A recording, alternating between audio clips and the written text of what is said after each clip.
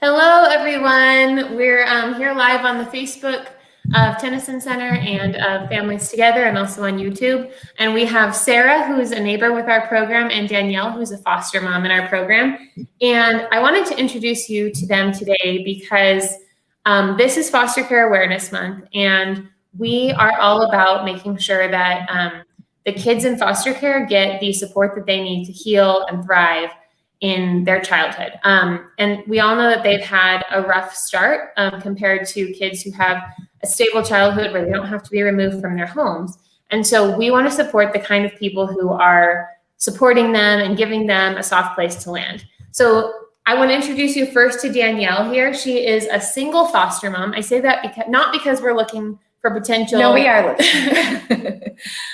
And we have got one more neighbor joining us in a minute here. But we wanted to let you know that Danielle, as a single foster mom, because a lot of people don't know that you can actually foster even if you don't have a partner, even if you don't own your house, even if you live with your parents. It can be all kinds of unconventional ways that you can be a foster parent. The most important thing is to have the trauma-informed approach of how to help kids heal and not be doing it kind of for yourself. We're going to also bring in Steven here. And he's another one of our volunteers. Hey, Steven, welcome. Hi, good to be I'm just here. introducing Danielle, and then I'll introduce you and Sarah.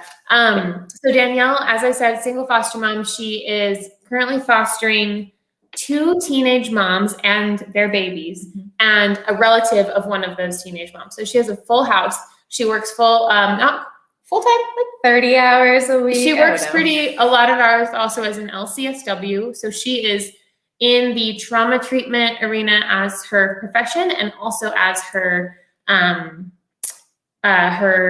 family life, right? And so she has been doing this for 3 years. And I wanted to ask you, Danielle, before we start talking to your volunteers, why did you want to become a foster mom?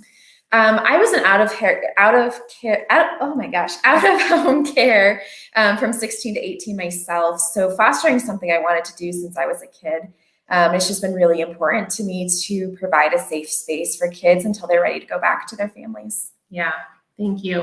And it's so important for us, especially in Foster Care Month, to be listening to people who grew up in foster care or in some kind of situation like that, kinship care, out of home care, because when they've got that perspective of 20 years ago, this was how foster care was. And sometimes it's still, unfortunately, the same dysfunction. And sometimes it's getting better in other areas. We need to be listening to those people because they lived through it and they are the ones who can tell us what we need to change. So I am thankful I know actually a good number of foster parents here in Colorado who grew up in foster care or out of home care. And we want people like that to be with the kids because they get it. I wanted to also mention that we have the neighbors, Sarah and Steven. Sarah and Steven are actually part of a group of, I believe, 6 people who we matched with Danielle's family. About maybe 8 months ago now, and sometime in the winter or fall. And they came to me to our team as a group and said, we want to be matched with a foster family that has a lot on their plate. Like, give us a challenge. And so we thought, well, Danielle is doing this in many ways on her own, without the support of a partner. And she's got a full house. At that time, you had 4 kids under 4. Yeah. And so you were like, that is an intense home life. Now you've had a whole new batch of kids come that now that those other kids have moved on. And so this team has seen you through 2 very different sets of kids. Different, yeah. And so Sarah and Steven are 2 of the volunteers. I believe, we'll talk about this a little bit more, but I believe you both do some tutoring for the kids and some projects around the house now, but you started out doing monthly meal deliveries. And between the 6 of you as a group, with Rachel was the leader who kind of said, we want to do this. Between the 6 of you, you've brought meals regularly to Danielle and then started building a friendship. Sarah, will you tell us a little bit about that process? And for everyone watching, Sarah's actually traveling in Durango right now. So we have quite a mix of locations of everyone. Yeah. So just the process of like bringing meals, or how we got started with you guys. And well, yeah, the process of bringing the meals, and I'll ask Stephen a little bit about the training and all of that later, but Sure. tell me about what it was like to just bring the first meals and get to know the family before you kind of were at the level you are now where you're kind of friends. Sure. I think, it was really nice because there is 6 of us, and it's really 4 different households. So there's 2 couples and 2 singles. So because of that, we very much were able to kind of jump in and say we can bring her a meal every week. And so that was nice. And I think like Danielle made it easy because she was like, yeah, we don't really have any allergies. So I just remember like bringing, like a pasta dish over the first night. And Oh, it was so good. I think it was her dog's birthday. So I was like, I don't know, I'll pick up some like milk bones. Maybe she hates these bones, but here you go for the dog. And so I think it just like started like that. And it was just, I feel like I give a lot of meals anyway, and it just feels very practical to be able to do that. So it was easy to jump in that way. People do need to eat every day. That's why we chose that as kind of the baseline for our volunteers as foster neighbors, family neighbors, is that every parent knows that every day you got to do that. It's like those memes on Facebook, like, wait, they want me to cook again? I just did that 3 times yesterday. Right. So that is one of the most practical things. And we have a manifesto we read for our team whenever we're feeling discouraged, because sometimes this is really challenging work, that says we believe healing happens best on a full stomach. And when someone comes and brings you something that they intentionally put together for you, whether they went to the grocery store or cooked it themselves, that does something for your soul, I think, beyond what you could do ordering on Postmates or Grubhub for yourself. So it nurtures the soul too. Stephen, will you tell us a little bit about the process of just applying and going through the training? Yeah, when we had decided that we wanted to move forward with helping out at Foster Together and looking for a match, I think the biggest things about just applying and really the training is just how it really gives you a good perspective. Something that's really easy to walk into as someone looking to like serve people is just like thinking that you have a lot to offer, and it's just by that means of you having a lot to offer that person has a lot to receive or has a lot of need. And I think the biggest thing about the training as we were walking through it was just our perspective of like, this is so much more than just us saying we have to take care of everything that a person needs. It's saying, what can we create as reasonable expectations that doesn't lead to more pain? And I think that was the most helpful part of the training, I think, for our group is like, how many people enter into a commitment or into something like this and then walk away from it with both parties being frustrated or hurt by one another? And that really comes down to poor expectations. And I think really poor expectations by people trying to help. People have good intentions, but for so many of us, most of us in our group grew up in stable households with solid families, and conceptually all understand what foster care is. And one of the couples in our group, they grew up with adopted siblings, and so there's some element of that. But just like conceptually understanding what need is, but when you like, the training did a really good job of helping us understand, okay, practically though, when you're like talking, when you're like dealing with people, there has to be different layers of understanding, okay, what does healthy relationship look like? What is healthy expectations? How do we create long-term really friendship versus I'm here to save you, or I'm here to do something? Because I can't do what Danielle does. There's zero chance, but I can bring some pasta over and I can buy ice cream every week, or little things. Yeah, thank you. Yeah, I'm glad that training that came through clearly in the training, because we've also noticed that the kind of people who have the heart to volunteer sometimes want to see major change and major fixing right away. And what we truly believe at Families Together and at Tennyson, and I know that this is how Danielle approaches her family too, is that this is the long game. Like, this is not come in, do something cute, get out because you fixed it all. It is, let's walk together as long as it takes, which may very well be the rest of our lives.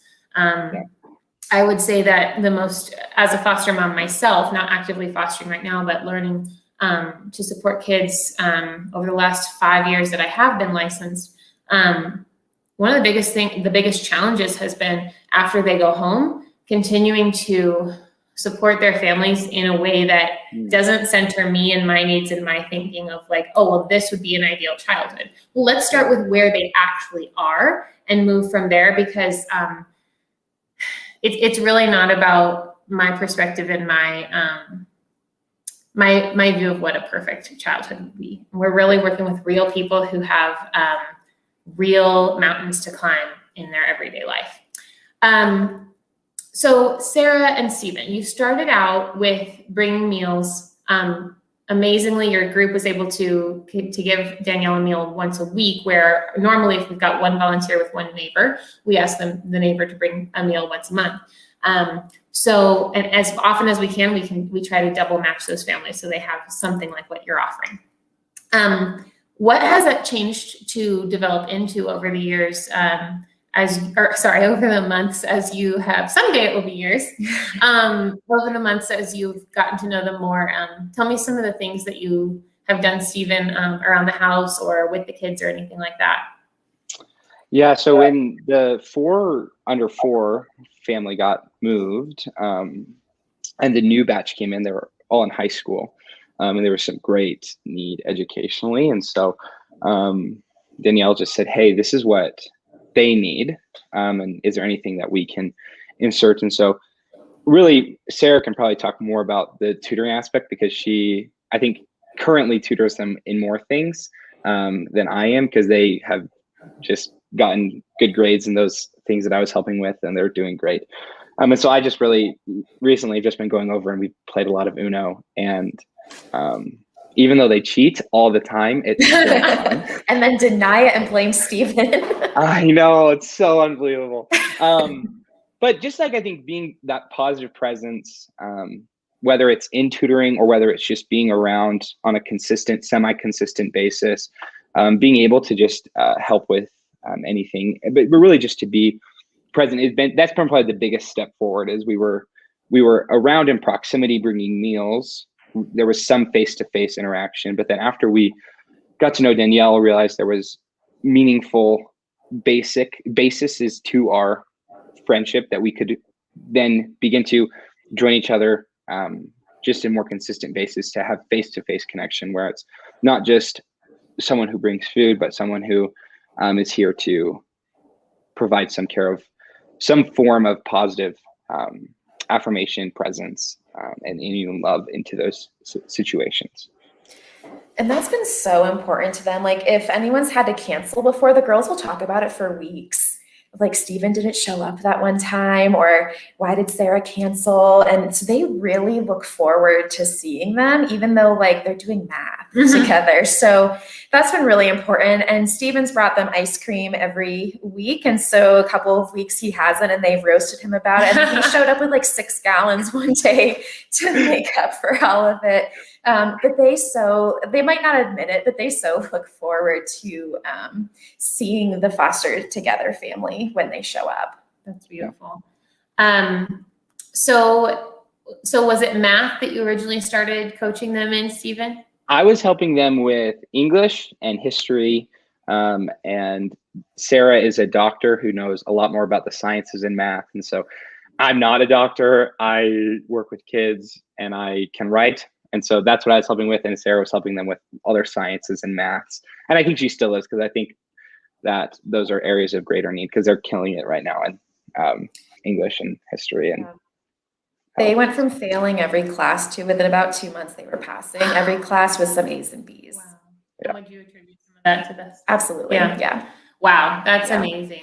And part of it too was just like having someone else that wasn't the parent present, or like the parent figure present, to just sit with them while they did it. I think that is huge. I think we should always trade children when it comes to homework. People are on better behavior for not their primary caregiver.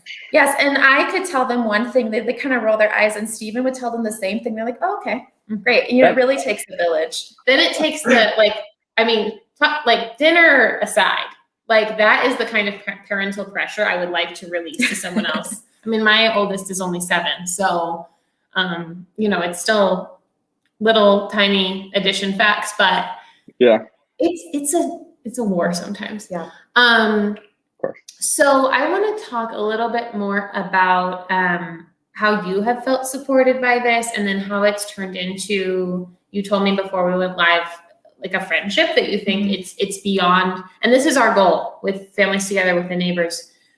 We want this to come out of our program. That's why we instituted the 6-month graduation, because after you graduate from this, we want you to just run with it and stay connected as much as you like.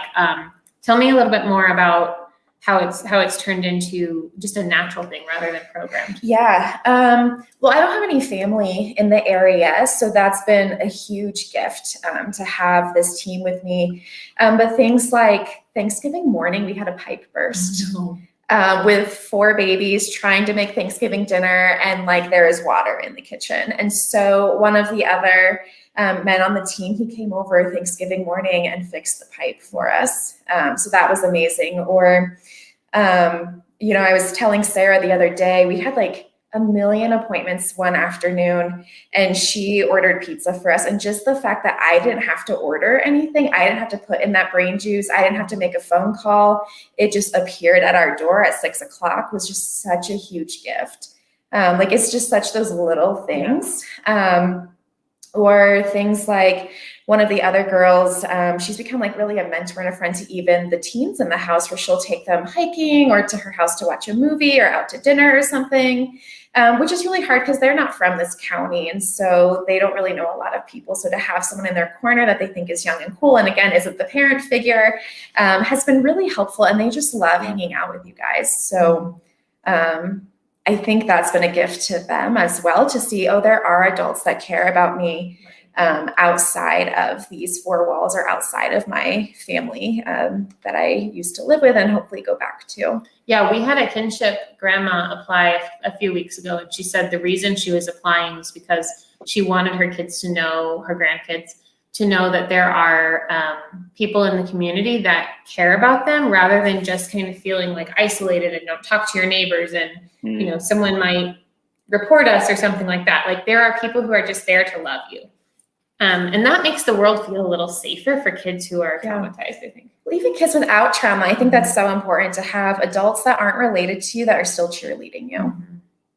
Yeah, that's huge. Sarah, when you got kicked off the stream there for a minute, we were talking about tutoring, and Stephen told us that you're a doctor and that you support the girls in math and sciences. Can you tell us a little bit about what tutoring them has been like? Yeah, I'm a nurse practitioner, so just to clarify, but I have a doctorate. So it's confusing. But anyway, yeah, I've mostly done math, and I just think I would encourage people, math isn't my top subject, but I'm decent at it, and I'm just honest with the girls when I don't know something. I'm like, I don't know, let's Google it. And just that's a major life skill. It really is. Yeah, totally. To say I don't know and to be able to Google both of those things. Yeah, totally. Yeah. So I think that's been part of it. And then it's just been cool for me to see these girls are super smart, and maybe they just haven't had the support. So that's, their grades are reflected more in the lack of support and just family, upheaval. So really just getting to come alongside of them and be like, you guys got this, you're smart, and encouraging them, you can do this, you can be good at science, you can be good at math. So it's been fun. Beautiful. I love that. I want to talk, we've got about 9 minutes left. I want to talk about fostering teens, teen moms specifically. That's something that my husband and I talked about doing. It's something I would love to do in the future. Will you tell us how that happened, what it's like, what are the major joys and challenges? And then I'd love to know from Stephen and Sarah, were you surprised by what this has been like watching Danielle do this? So I'll hand it to you Sure. first. So when I initially was licensed a little over 3 years ago, I wanted to have teen girls. And I had a handful of teen girls, and that was a good experience. And I thought, maybe I'll try some babies. And so I was open to like 2 babies, which turned into, will you take 3, which turned into, oh, there's another baby in the NICU. Can you take her too? So I very quickly ended up as being a foster mom of 4 under 4 when I had 0 baby experience aside from like nannying. So that was a little nuts, but the team was just so supportive. And I think it was a little awkward at first for all of us, like meeting each other and like you're in my home and there's strangers in my home and there's like kids screaming everywhere. And I think that was a little tough. And I know everyone like wanted to hold a baby, but it was COVID. So it was like waving through the window. And then I said, I'm kind of open to anything for my next placement. And I had all the teen stuff. I had all the baby stuff. You should see my basement. It's like packed with stuff. When you foster for long enough, you like own all of Target. Mm-hmm. And so I got a call saying, hey, can you take these 2 teen girls? And there's also a baby. And so I said, yeah, like we've got room. And so there's not a lot of places that will do what's called mutual care, which is when mom and baby are able to stay together. And that you're supportive of mom keeping her baby. Sometimes there's a lot of pressure for mom to give up the baby. So there's not a lot of homes that will do that. So I think you kind of quickly become like known as the mutual care home for your neighborhood. And so then that turned into, funny story. I had told my agency, I think I'm open for 1 more. If it's a good fit, we'll see. And I got a call and I said no to that. It just wasn't a good fit for our circumstances, and our agency agreed. If the caseworker calls me directly and has a perfect fit under her caseload or her partner's caseload, then we'll do that, which is kind of a weird thing for a caseworker to call a family directly. Mm-hmm. But I was like, if fate has it, it has it. Well, 45 minutes later, she called. Oh my God. And she said, hey, I have a favor to ask you. I knew immediately what she was going to say. And she said, I have another teen mom and her baby. Can you take them? And so she arrived a few weeks ago, and they have a lot in common. So I think they're doing really well together. But I love teen moms. I think it's the best of both worlds. I love teens, and I also love babies. And I'm not getting up with the baby in the middle of the night most of the time. So that's kind of nice. But getting to support these new moms in their journey and watching them grow. And I think it's just such a special thing to get to watch. I've heard that it's not about raising the baby. It's about supporting the mom so she can raise the baby. Yeah. Do they give you I don't know if is there special training for being a mutual care home? If there is, I haven't done it. So in your understanding of it, do they give you a lot of guidance on how to do that, like how not to be overbearing, or have you figured that out on the fly? Both. So my agency has just been incredibly supportive, and so has our caseworker that we have. So I've called before and been like, I need some hand holding. I don't know what to do here. It was awkward at the beginning because I had, some just general concerns about like safe sleep or stuff like that, mom's not trying to be negligent, but there's some safe sleep stuff we have to follow in foster care. And so it was very much walking a tightrope at the beginning of, I don't want mom to feel like she's a bad mom because she's not, but she's also a stranger who's just been taken from her family. And so she's a little emotional, understandably. So how do we walk that line of, keeping everyone safe and healthy, but also like honoring people's emotional states and where they're at in their lives. Yeah. So I think think that both. Intuition, not squashing what intuition might be there, because that's such an important part of being a parent. Yeah. So Stephen and Sarah, tell me more about, when the kids, the original set of kids moved, and then Danielle had the teen moms come, was that like a shock to you? Was there anything that you thought was fascinating about it? Well, I thought it was just amazing how classily Danielle handled everything, just the transition, and just seeing her do her thing is a joy. And then just to know that there's like a small part that we can play, and just being an open ear sometimes for her, and just a soundboard if she just needs to vent or whatever, just to know that we can have those kinds of relationships. It was interesting because when she had the 4, we were mostly just bringing meals once a month. And so there wasn't really much interaction with the kids. It was pretty heat of COVID, and so we're like all masked up, and Null is freaking out because she doesn't know what a mask is, and she's like, "Who is this crazy person?" But Null is the dog. And so, but then when we transitioned into graduating and building more relationship, just to be able to interact with the teens and to see how they're kind of like processing through A, their trauma, and then B, their like, how do we make sense of where we are now? And so just seeing like how Danielle has handled all those different things has been really neat. And she's an absolute champ. Yeah. And they've been really helpful with bringing new children in and saying goodbye to the last set I had. Like Sarah brought diapers, so I didn't have to go to the store as we were getting a little one. And one of the other girls, she came over at like 9 o'clock at night to set up a toddler bed. And I had no idea how to set up a toddler bed. It was like one of those convertible things that didn't have a manual with it. And so we were like pulling at stuff and trying to figure it out. And making beds, and someone dropped off like a goodie bag of stuff for all of us. So like those little things are huge, just to have someone like, I have 2 arms. So to have someone come and help me assemble a crib or a toddler bed at 9 o'clock at night before a placement comes, that's huge. And that can make or break a placement sometimes if I can accept one. So yeah, that's big. Sarah, I'm going to ask you the same question in a second, but first I want to go to this question from Bonita. She said, how much room do you need to provide for mom and baby? And do you have to allow their boyfriend to visit? I don't allow their boyfriends to visit, but that's a special circumstance. In foster care, you don't really have to do anything unless like there's a court order, it's private regulation. So you have to do what's right for the child. And that might be that their boyfriend visits, and it might not be. But both of my teen moms and their babies, they share the same room so that mom can parent the whole time and have some good experience parenting. And, if they need me to take care of the baby, they're not sleeping or they need a nap or something, I'm more than happy to do that, or they have an appointment or something.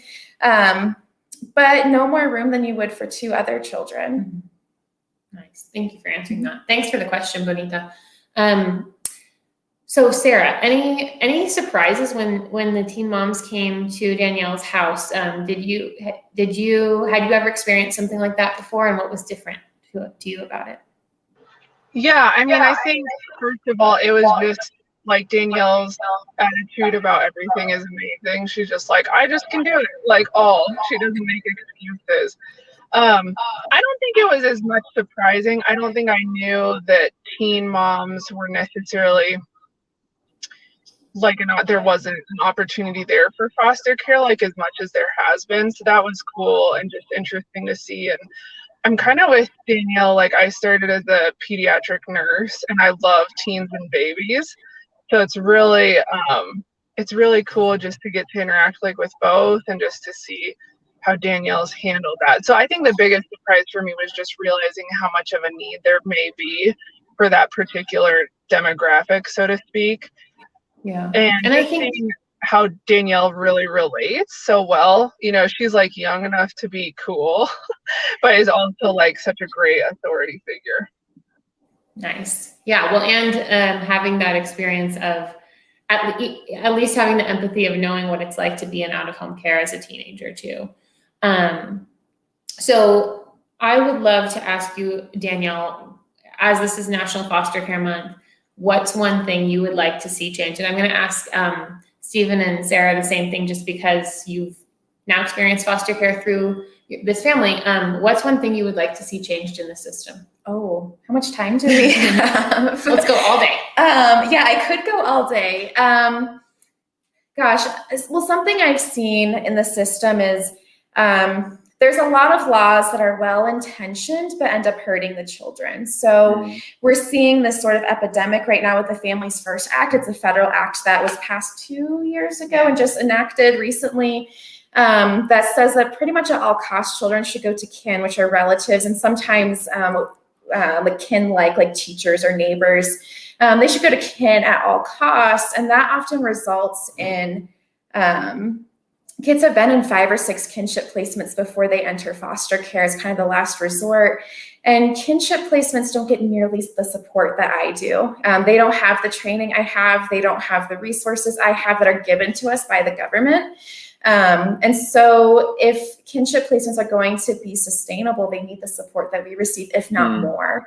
I don't have the emotional baggage of, oh, this is my sister's child, or your grandchild. Yes. And you failed the parent. Yes. Yes. So I would love to see either more support for kinship placements, or kind of looking at how do we place children, and are we placing children in a situation that's going to actually be sustainable, and looking at the best interest of the child. Great one. I agree. Stephen or Sarah, do you have any thoughts on what you would change if you had a magic wand for the foster care system? I think less about the system and more about the circles of where I spend most of my time. I work for a church. And I just wish that there were more people who would walk the walk that they talk in life. I just think that there are so many people who pretend to care while their main goal is to pursue the American dream for themselves. And I think the American dream is kind of silly if it's only for you. So I think the thing that I would change is I would just get more people to, and it doesn't even have to be not every single person is capable of fostering children, but I know hundreds and hundreds of people who are capable of being a neighbor or doing something small. And if everyone's doing small things, it adds up eventually. And so just let's do more because we can. Sarah, anything there? I wrote that down, Stephen. I think the American dream is kind of silly if it's only for you. That's going to go on a t-shirt someday.